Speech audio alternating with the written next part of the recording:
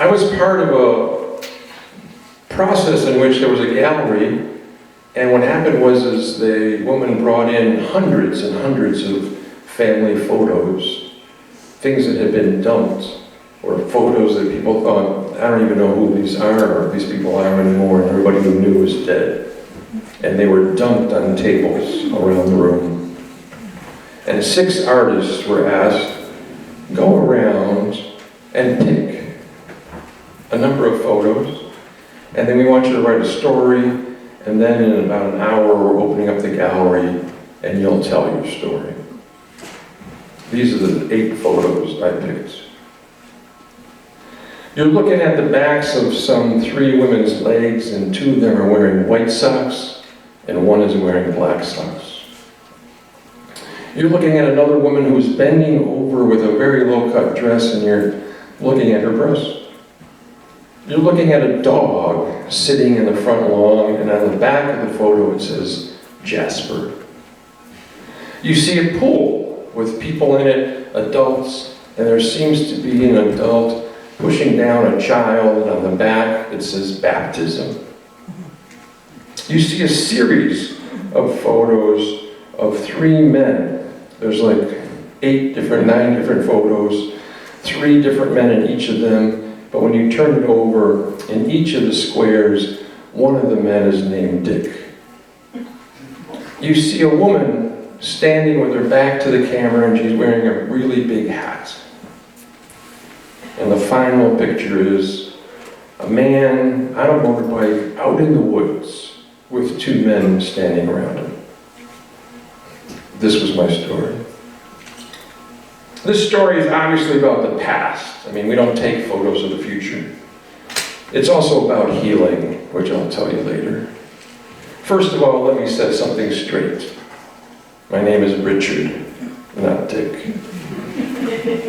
As a child, I had no memory of my father throwing me up in the air. By the way, I don't know if I missed that, that was another photo.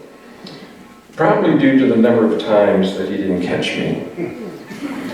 It only came up later in therapy sessions of why I had a fear of flying. Next, I want to talk about the dog Jasper.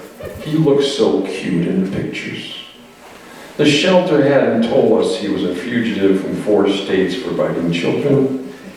He ate anything smaller than him, and in his early years, he was a CIA attack dog. I will never forget that first night my parents locked me and Jasper in my bedroom so we could get acquainted. Probably another reason for my fear of flying, since I jumped from the 2nd floor. As a child, I didn't have very many friends, and so I was really thrilled when Billy invited me over to his house and I found out he had a swimming pool. When I got there and got into the pool, I was told I was going to be baptized. I realized later this is where I got my fear of someone trying to drown me. As a young man, I bought a motorbike. My mother thought it was because I loved to ride in the country far from people. Actually, this police photo of me on the motorbike and the 2 guys dealing contraband actually tells the truth. And from an early age, Aunt Mabel would always come up to me and bend down and put her breast in my face and then ask me, what color are my eyes?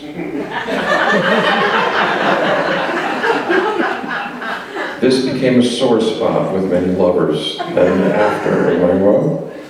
Because I never knew what color their eyes were.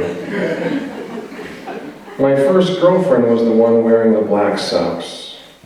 Everyone wore white socks, and on seeing those black socks, I was sure she was the one for me. But then I met the woman with the hat. I loved the hat. I had 3 other lovers who wore the same hat.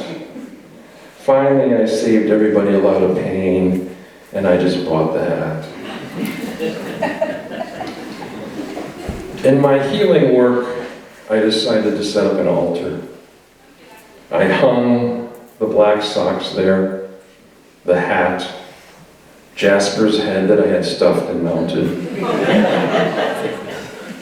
And I did my daily mantra. My name is Richard. I'm not a dick.